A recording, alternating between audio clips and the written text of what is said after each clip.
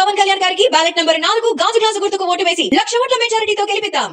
Okay, ఇక్కడ పిఠాపురంలో పవన్ కళ్యాణ్ గారు వంగగీత గారు పోటీ చేస్తున్నారు కదా, ఇక్కడ ఎవరు గెలిచే ఛాన్సెస్ ఉందంటారు? ఎక్కువ పక్కా వన్ సైడ్ అండి పవన్. అంటే వంగగీత గారు ఇక్కడ నేను లోకల్ మీ పిఠాపురం ఆడపడుచునని చెప్తున్నారు. ఒక విషయం, నేను ఆవిడ ఫ్యాన్, నేను వంగగీత ఫ్యాన్. ఒకప్పుడు ఇప్పటి నుంచో ప్రజారాజ్యం పెట్టిన కాంచి కూడా నేను ఫ్యాన్. వ్యక్తి మంచిదే, కానీ వెనకాలన్న వ్యక్తి మంచోడు కాదు. అంటే జగన్మోహన్ రెడ్డి అంటారా? దాని వల్ల ఈవిడి పేరు వచ్చింది. ఓకే, తర్వాత ఒక లెవెల్లో ఎంపీ లెవెల్లో పోయింది, అప్పుడు మర్చిపోయింది మమ్మల్ని. అంటే ఏమైనా మంచి పనులు చేసిందంటారు 5 సంవత్సరాలు? 5 సంవత్సరాలు మాకేం చేయలేదు. ఎంపీ లెవెల్లో పోతే మాకేం చేస్తాను, ఎమ్మెల్యేలో ఉంటే చేసాను, మాకేం చేయలేదు.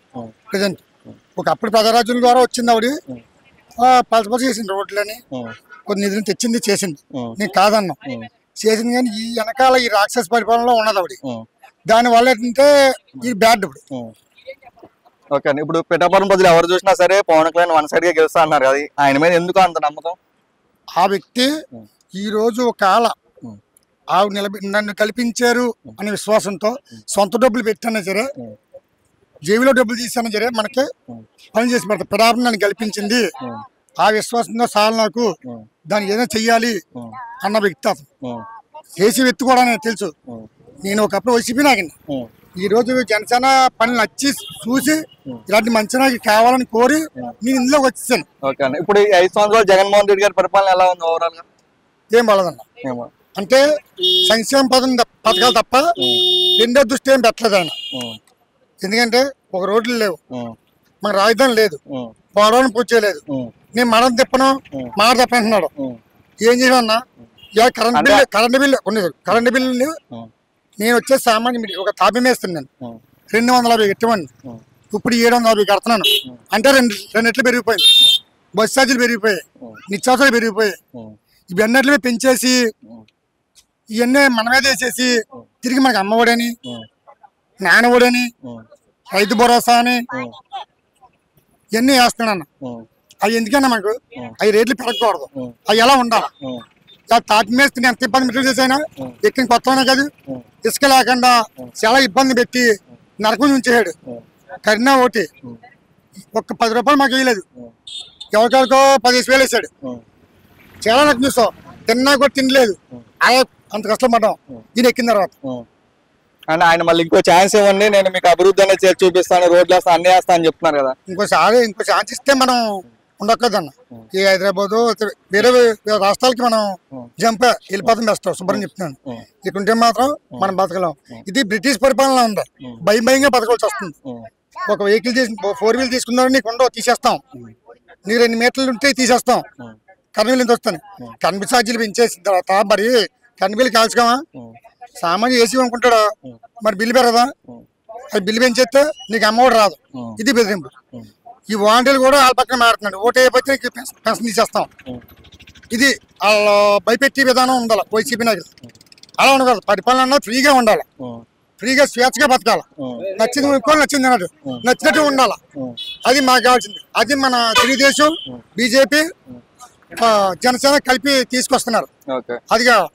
ఫ్రీ అన్నారు. సామా ఇల్లు కట్టుకొని నేను ఇల్లు కట్టేటప్పటికి 30,000 ఆడి బ్లాక్ లో అనుకున్నాను. ఇతను ఆన్లైన్ లో పెట్టాడు. ఆన్లైన్ లోకి వెళ్ళి కూర్చుంటే ఒక 5 నిమిషాలు మాత్రమే బండి బుకింగ్ అయిపోయేది, టైం అయిపోయేది. అంతే, మళ్ళీ రేపు వెళ్ళివ్వండి, దొరికేది కాదు నాకు. బ్లాక్ లో అనుకుంటే 30,000 అండి. అలా జరిగింది.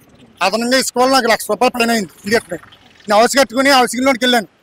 ఎన్ని కాగితాలు వచ్చానంటే నిజంగా జిరాక్స్ కాపీలకి 3 రూపాయలు అయిపోయాయి. ఊళ్ళో ప్రెసిడెంట్గా కాదు, ఆ పిఠాపురం మండలం హౌసింగ్ ఆఫీస్గా కాదు, ఎన్నిసార్లు అర్జీ పెట్టుకున్నాను. పెట్టుకుంటే ఎవరో కూడా నా లోన్ రాలేదన్న. ఏంటంటే సైట్ ఓపెన్ అవ్వలేదు, జగన్ కాలనీలకి మాత్రమే ఇస్తున్నారు, ప్రైవేట్ హౌస్ ఇస్తలేదు. ఇది ఓకే, ఆయన సంక్షేమ పథకాలు జనాలందరికి ఇచ్చేసాం, మళ్ళీ 175, 170 మేమే కొడతామని చెప్పి అన్నారు. అంత చేయలేదన్న, నిజంగా చెప్తున్నాను. 120 స్థానాలతో కూటమి వస్తుంది, గ్యారంటీ పక్కా. ఓకే, పవన్ కళ్యాణ్ గారు తను తగ్గించుకుని 21 సీట్లతో బీజేపీ టీడీపీతో కలిసి చేస్తున్నారు కదా, దాన్ని మీరు ఎలా చూస్తారు? అంటే ప్రజలకు మంచిదని ఎలా కలవడం?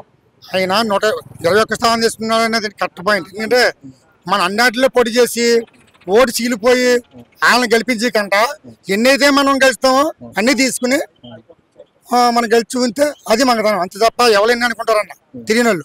నిజంగా చదువుకునేవాడు అర్థం చేసినవాడు అయితే కరెక్ట్ నిర్ణయం తీసుకుంటాడని చెప్తారండి. ఉన్నాడు బాబు నాయకులు తాటలు పెట్టారు ఇవి అంటున్నారు, ఇది తప్పుడు మాట. తాటలు పడుతుంది. ఈ రోజు ఏ వైసీపీలో లేరా కోపలు, మీ కోపం వైసీపీలో పక్క అందరు కాదు కదా, మరి వాళ్ళ పలికి మొత్తలేదా జగన్మోహన్ రెడ్డి పలికి తప్పుడు మాట. ఏంటంటే మనకి పవర్ షేరింగ్ మాత్రం ఉంటుంది కంపల్సరీ. చంద్రబాబు మర్చిపోవడం ఆపదరాదుకున్న వ్యక్తి పవన్ కళ్యాణ్. ఓకే, కాపాడుతున్నారు కాబట్టి ఇక్కడ ఒక మండలానికి ముద్రగడ్డ పద్మనాభ గారిని ప్రకటించారు.